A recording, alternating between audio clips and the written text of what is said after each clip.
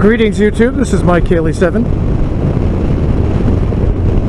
Today is still the 24th of May 2020 and I'm out on the bike.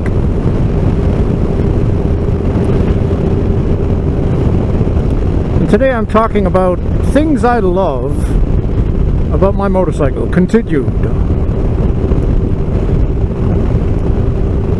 So another thing I love about this motorcycle is all the creature comforts. I've got the tire pressure monitoring system, so I don't have to get down on my hands and knees and figure out where the valve stem is. That's pretty cool. I've got the integrated GPS, which is satellite, so I never have to worry about cell towers being available. And it's actually a pretty decent system. It's clunky to operate, but it's a pretty decent system. When I was on the way back from West Virginia last year, I think it was on my second trip, the bike said, "There's traffic ahead. Do you want to choose an alternate route?" And so I said, well, yeah. And it took me down this twisty pig trail thing for like 50 miles, and I was street Rossiing that thing, man. There was nobody on it. It was just forest on both sides. And I was just... It was awesome. And that's because of the bike's GPS. I also figured out how to zoom in and zoom out on the map. Somebody, one of my commenters, thank you for that. I figured that out with this button here. So I have the GPS, which is great. I like that I can what do you call that? I can control the suspension settings by simple pushes of buttons. So I'm at 2 up plus luggage right now. I could be 1 up plus luggage, or I could be 2 up with no luggage, or just 1 up with no luggage, whatever. So that makes the, you know, it's stiffer. Plus I'm a fat guy, so I don't want to bottom this thing out. I figure with all my gear on, and my tonnage, which is 262 pounds, add all the gear to it, and I'm probably 285, 290. That just ain't right.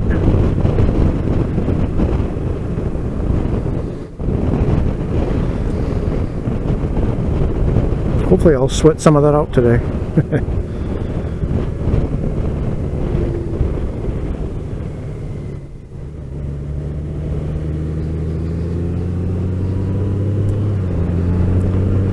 It might rain on me today, and if it does, yay, because it's 86 degrees outside. Now I know the newer Harleys have that too, the temperature thing, which my Harley had, and the settings for suspension. Yeah, my Harley had, no, my Harley didn't have that, but the new ones do, which is great. The technology just gets better and better.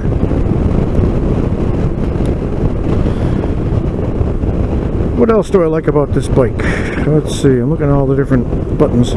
The old ones had so many buttons and so many switches. It was like flying a space shuttle. This is a simpler approach, even though to the uninitiated it looks like there's too many buttons, but really there are not that many buttons. Plus I can Bluetooth to the bike. I can plug in my phone and get Apple CarPlay, which is really nice. I mean, there's just all kinds of good stuff. So this bike I've now ridden for 13,151 miles. I thought it was more than that, actually. A lot of that was done in one 2-week trip with all my gear on and everything, and I didn't suffer any real issues at all. I had enough storage capacity, I had enough comfort, I was fine. It was epic. But now that I've said the good thing, here's a bad thing. It doesn't really affect me. If you are 2 people on a motorcycle with luggage, you're going to have to pack very, very sparsely. There's just not enough room for 2 big people like me plus all the luggage you want. And mind you, being a big fat guy, I have a CPAP machine that I have to bring with me. That takes up some space.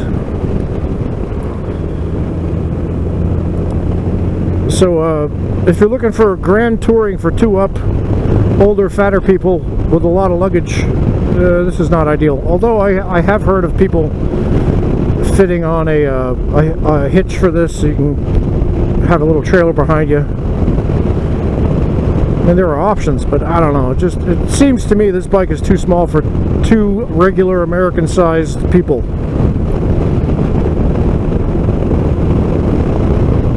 Oh, pretty fuel.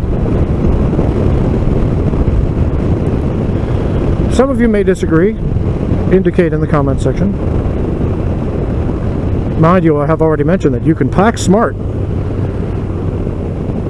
and that would probably help. But if you got 2 people who are 200 plus pounds in this thing, I don't know. I just don't know. I don't know how well it would go.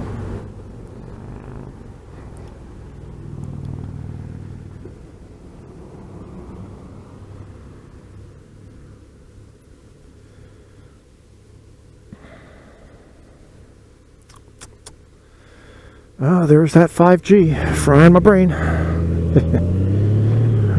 Assumes I have one.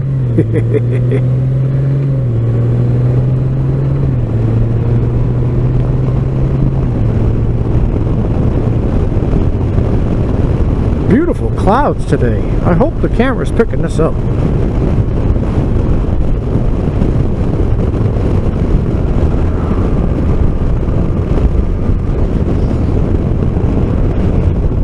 Alright, so let's change topics on you now.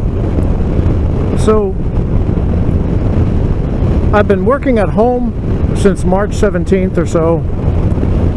I've got a school laptop. I'm hooked into the 40 client, so I have direct access to the computer database at school. That helps me in my advising and placement and registration and all that.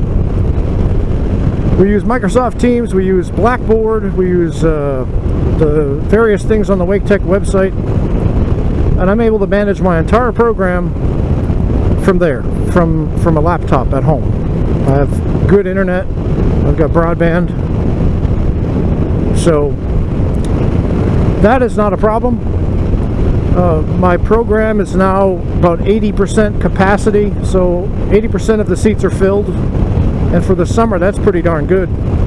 And in order for a person to even qualify to register this summer, they have to pass this thing called the e-learning intro, which is challenging in and of itself. It teaches them how to be a success in online classes, because there's a lot to it. And the classes are all online. All my teachers are teaching online, and I'm really impressed with how well everybody has stepped up to this. So that's awesome. Beautiful. The problem is workload.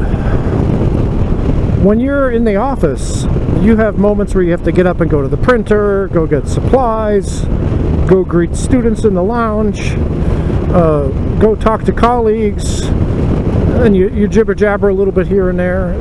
You talk, you take breaks from the absolute work. Mini breaks. Go to the bathroom, which is a little walk away. Go to get lunch, which is a little walk away, down to the food truck. But now I'm sitting on the sofa starting at 7:30 in the morning, and I only get up to pee. I get up, get a glass of water, sit down, bam, right back at it again.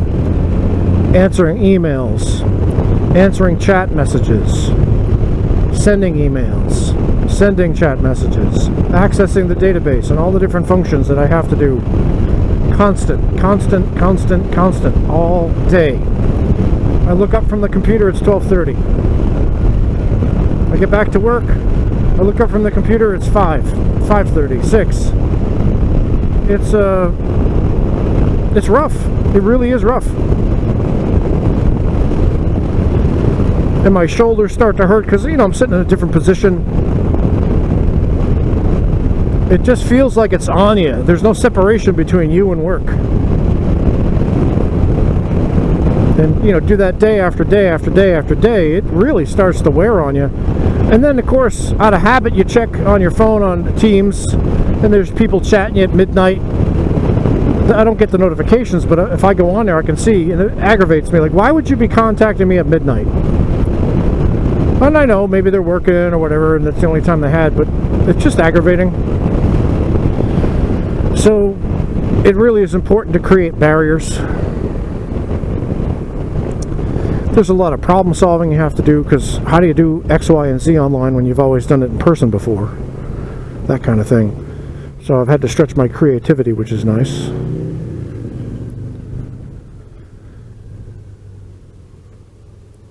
So it's a mixed bag.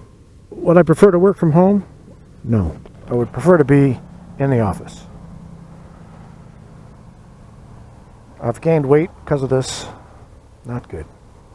So that's my take on it anyway. Anyway. People's beeping. There's mad. People forgot their social skills. Alright, it's my Kaylee 7. I'll talk to you later.